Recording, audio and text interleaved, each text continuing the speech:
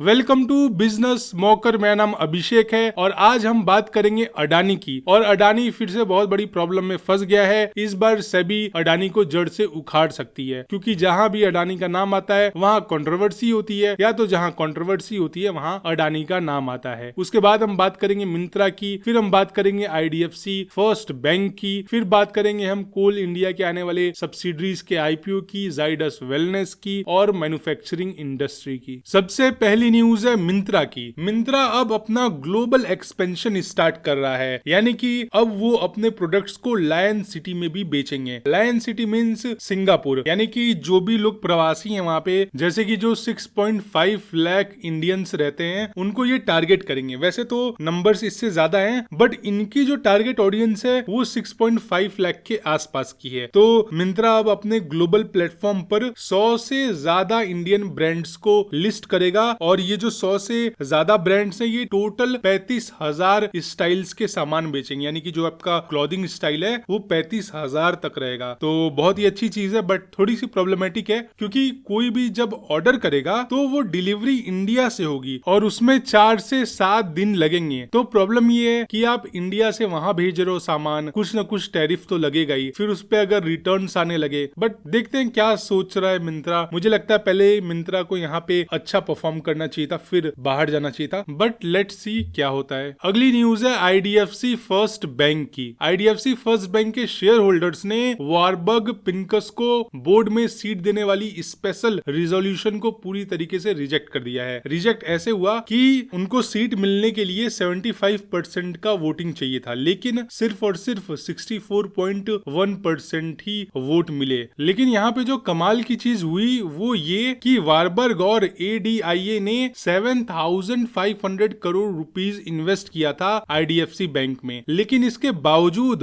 Board में इनको seat नहीं मिली और इन्वेस्टर्स ने बिल्कुल सपोर्ट नहीं दिया। और अगर इनको बोर्ड में सीट मिल जाती, यानी कि वारबर्ग पिंकिस का एक रिप्रेजेंटेटिव आईडीएफसी फर्स्ट बैंक के बोर्ड ऑफ डायरेक्टर का मेंबर बन जाता। और अगर मेंबर बन जाता, इसका क्या मतलब है? इसका मतलब कि वो स्ट्रेटजीज बनाता, पॉलिसी अप्रूव करता, या फिर जो बैंक का फ्यूचर प्लानिंग है उसमें भी उनका हिस्सा होता। बेसिकली ये ना मेजर डिसीजंस ले सकते थे, क्योंकि वो भी एक बोर्ड ऑफ डायरेक्टर के मेंबर बन गए थे। बट ऐसा हुआ नहीं। अगर मैं लॉजिकली बताऊं तो वारबर्ग ने 4,876 करोड़ रुपीस इन्वेस्ट किए थे, और वारबर्ग चाहता था कि उनकी इन्वेस्टमेंट सिक्योर रहे और उनका इन्फ्लुएंस बोर्ड डिसीजंस में हो, लेकिन इन्वेस्टर्स ने तो वोट ही नहीं दिया। तो फिर अब ऐसा पॉसिबल नहीं हो सकता। अगली बिजनेस न्यूज है अडानी की, और जहां अडानी का नाम आ जाए वहां कंट्रोवर्सी ना आए, ऐसा हो ही नहीं सकता। लेकिन इस बार अडानी बहुत बुरी तरीके से फंस गया है और सेबी अब अडानी की गर्दन मरोड़ने वाली है। और मैं मजाक नहीं कर रहा, बहुत सीरियस नोट पे मैं ये कह रहा हूँ। इसका रीजन भी है, वो रीजन आपको इसी न्यूज में मिलेगा। तो ये न्यूज थोड़ी कॉम्प्लिकेटेड भी है, इसीलिए आप बहुत ही ध्यान से सुनना।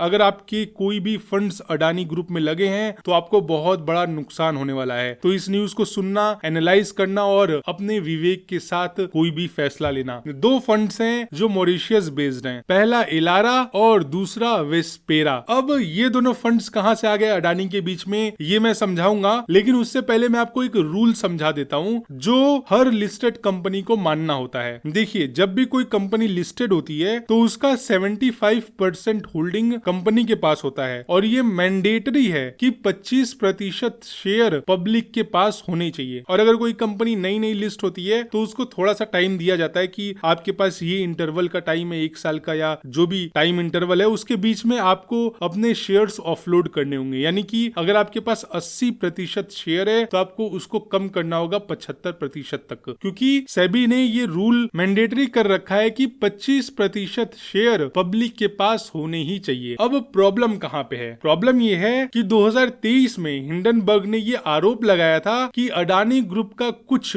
ऑफशोर फंड्स के थ्रू अपना ही शेयर खुद कंट्रोल करता है, जिससे कि 25% का रूल वॉयलेट होता है। यानी कि 25% पब्लिक के पास नहीं है, कुछ प्रतिशत शेयर्स अडानी ग्रुप खुद होल्ड करता है दूसरी कंपनीज के थ्रू। तो ये एक आरोप था। अब इसमें ये दोनों कंपनीज कहां से आ गई, एलारा और फिर वेस्पेरा? क्योंकि सेबी ने फिर जांच बैठाई, क्योंकि सेबी पे डायरेक्ट उंगली उठी थी। आपको याद होगा कि सेबी की जो वाइस प्रेसिडेंट, आई थिंक जो भी हो, नाम मुझे याद नहीं है एग्जैक्ट उन महिला का, उनके ऊपर भी उंगली उठाई उठाई थी। तो सेबी ने फिर जांच शुरू की और ये जो दो फंड्स थे, एलारा इंडिया अपॉर्चुनिटीज फंड और वेस्पेरा फंड, इन दोनों के पास अडानी ग्रुप के सबसे ज्यादा शेयर होल्डिंग्स थे। तो सेबी को शक हुआ कि यार इनके पास इतना ज्यादा फंड कैसे है, वो भी इतनी कंट्रोवर्सी होने के बाद। तो उसके बाद सेबी ने इनसे डिटेल मांगी कि आप अपने शेयर होल्डर्स का पूरा डेटा हमें ला करके दो, यानी कि आप ये बताओ कि आपके फंड में पैसे किस किस जगह से आ रहे हैं और एक्चुअल इन्वेस्टर्स कौन कौन है, ऐसा सेबी ने बोला। लेकिन इन दोनों फंड्स की आप मजाल देखिए कि 2 साल हो गए, 2 साल के बाद भी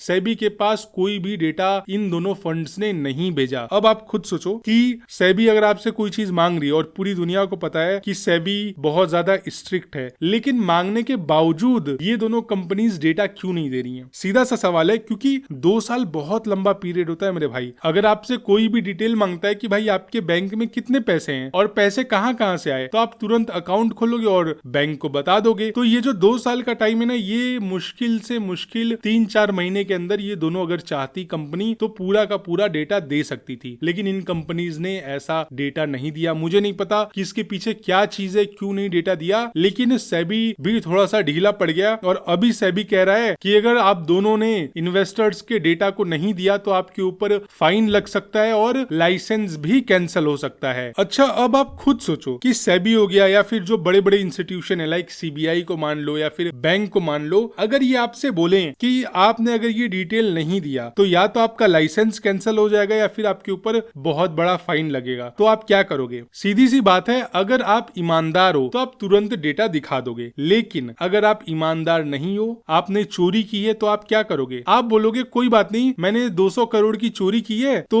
अगर सेबी मेरे ऊपर 50 करोड़ का फाइन लगा रहा है तो I am okay with that, तो मैं फाइन दे दूंगा लेकिन इन्वेस्टर्स का डेटा नहीं दूंगा। और ठीक ऐसा ही किया इन दोनों फंड्स ने, क्योंकि जैसे ही सेबी ने ये बोला कि हम आपका लाइसेंस कैंसिल कर सकते हैं या फिर आपके ऊपर पेनल्टी लगा सकते हैं, तो ये जो दोनों फंड्स हैं वो सेबी के पास जाते हैं और सेबी से सेटलमेंट करने की बात करते हैं। तो सेटलमेंट अप्लाई कर देते हैं और उसमें भी ये अपनी गलती नहीं मान रहे हैं, ये कह रहे हैं कि हम फाइन दे करके इस मैटर को क्लोज करवाना चाहते हैं। तो भाई आप समझ जाओ खुद आप कितने समझदार हो, और मैं कुछ नहीं बोलूंगा कि आप अडानी ग्रुप में परचेज करो, सेल करो, क्योंकि अगर मार्केट ऊपर चली गई, ठीक है, तो फिर आप तो बोलोगे भाई तू तो कुछ भी न्यूज बनाता रहता है, और अगर मार्केट नीचे चली गई फिर आप बोलोगे अरे यार काश मैंने बेच दिया होता शेयर्स। बट मैं बाइंग और सेलिंग रिकमेंडेशन नहीं दे रहा, क्योंकि मेरा न्यूज चैनल है, मैं कोई भी एडवाइजरी फर्म नहीं चलाता, न तो मेरे पास उसका कोई लाइसेंस है, इसलिए मैं ये कभी नहीं बोलूंगा कि आप ये शेयर परचेज करो, आप ये शेयर बाई करो। मैं आपको हमेशा इंफॉर्मेशन दूंगा, उस इंफॉर्मेशन पे आप खुद डिसीजन लो, आपको शेयर परचेज करना है या सेल करना है। और अगर आपको थोड़ा सा भी डाउट हो तो आप अपना खुद रिसर्च करो, लोगों से बात करो, कोई जो फाइनेंशियल एक्सपर्ट है उनसे बात करो, फिर आप अपना डिसीजन लेना। बाय द वे आप बताओ आपको क्या लगता है, क्या ये फंड्स जानबूझ करके डेटा छुपा रहे हैं? क्या इन फंड्स में सच में अडानी ग्रुप की बड़ी होल्डिंग है, या फिर किसी लॉ या फिर रूल रेगुलेशन की वजह से तो नहीं ये डेटा दे रहे, या फिर ऐसा भी हो सकता है ये प्राइवेसी को वॉयलेट न करना चाहते हो, क्योंकि ये सिंगापुर बेस्ड है तो क्या पता वहां के रूल रेगुलेशन को फॉलो करना होता हो, आई डोंट नो। बट आपकी क्या राय है आप जरूर बताना कमेंट सेक्शन में। और हाँ, अगर ये बिजनेस न्यूज आपको पसंद आई हो तो लाइक जरूर करना, हमें आपके सपोर्ट की जरूरत है। तो अगला बिजनेस न्यूज है कोल इंडिया का। कोल इंडिया ने अपनी 2 सब्सिडरीज BCCL और CMPDI इन दोनों को स्टॉक मार्केट में लिस्ट करने का प्रोसेस शुरू कर दिया है, और ये दोनों कंपनीज बहुत ही जल्द DRHP फाइल करेंगी। DRHP बेसिकली ये पहला स्टेप होता है जब कोई भी कंपनी IPO में आती है, और ये एक ऐसा डॉक्यूमेंट होता है जिसमें आप सिर्फ वही बात लिखते हो जिसको आप प्रूफ कर सको, तो ये बहुत ही इंपॉर्टेंट डॉक्यूमेंट होता है। अब ये जो 2 कंपनी है BCCL और CMPDI,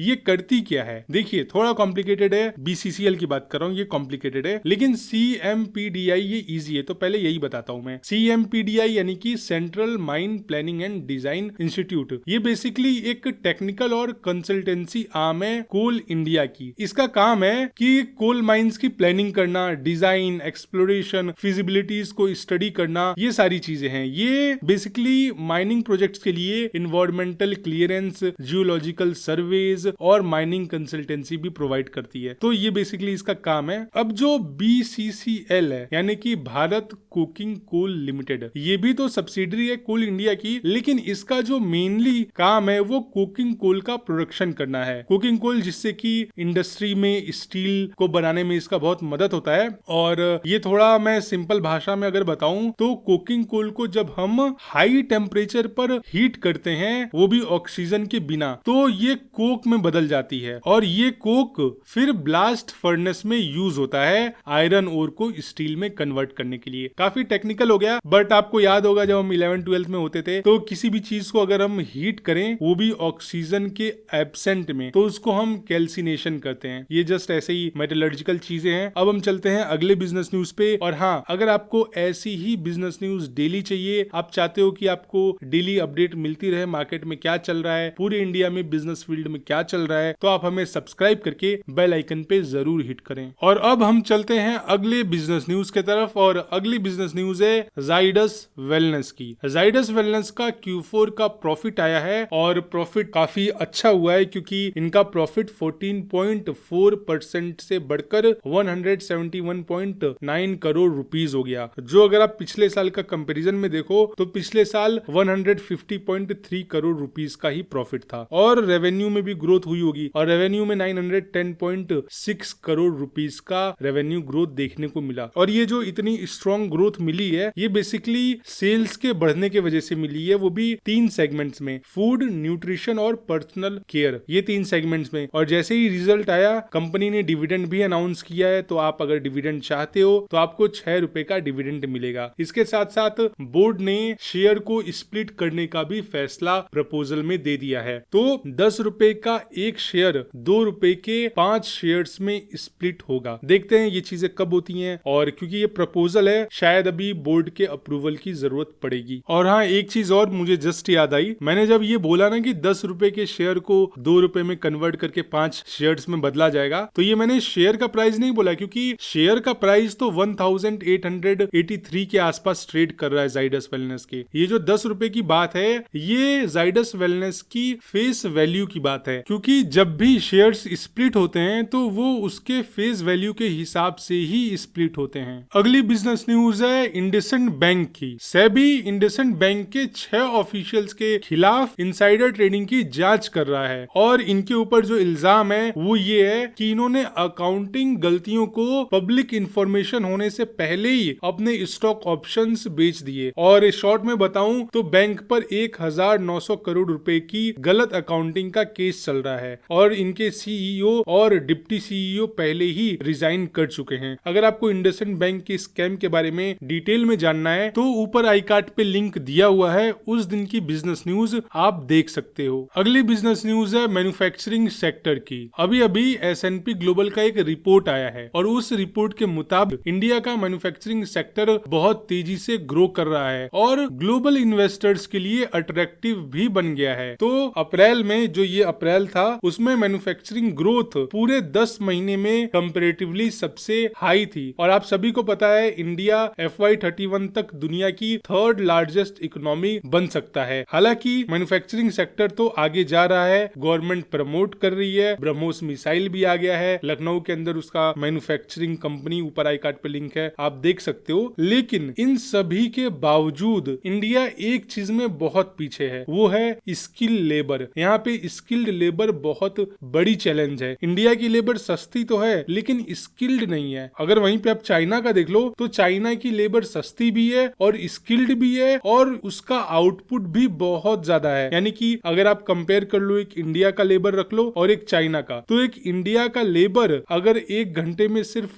10 फोन बना रहा है या फिर असेंबल कर रहा है, तो चाइना का लेबर 1 घंटे में 60 से 70 फोन असेंबल कर देगा। और ये बिजनेस न्यूज मैं खत्म करूं उससे पहले आपसे यही बोलूंगा, अगर आपको ऐसी बिजनेस न्यूज चाहिए तो आप हमें सब्सक्राइब कर लीजिए, और अगर इस वीडियो से आपको थोड़ी सी भी वैल्यू मिली हो तो इस वीडियो को लाइक जरूर करें। और अब हम हर हफ्ते यानी कि हर संडे 4 बजे लाइव आ रहे हैं, और अगर आपका कोई भी क्वेश्चन है किसी भी सेक्टर से तो आप नीचे कमेंट में लिख सकते हो। तो अब जो वीडियो मंडे मॉर्निंग को आती है वो संडे को ही आएगी। हम संडे को पूरा न्यूज कवर कर लेंगे और साथ ही साथ आपके जितने भी डाउट्स हैं वो सारे डाउट्स क्लियर कर लेंगे। तो आप डेट जान लो, टाइम जान लो, अगले संडे 4 बजे हम लोग मिलेंगे। और अब मैं लेता हूँ आपसे अलविदा, bye bye, take care, Vande Mataram. और हाँ, आप अपना अपना और अपनी फैमिली का ख्याल रखिएगा।